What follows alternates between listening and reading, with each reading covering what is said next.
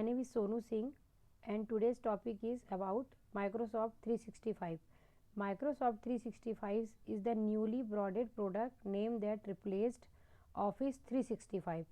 Microsoft 365 includes all the features of Office 365 like Word, Excel, PowerPoint, etc.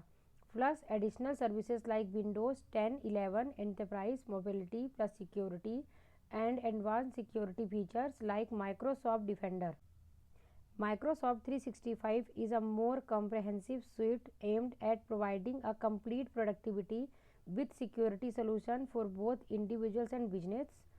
In July 2017, Microsoft introduced a second brand of subscription services for the enterprises market known as Microsoft 365, combining Office 365 with Windows 10 Enterprise Volume License and other cloud-based security and device management products. On 21st April 2020, Office 365 was changing its name to Microsoft 365 to emphasize products and services beyond the core Microsoft Office software family, including cloud-based productivity tool and artificial intelligence features.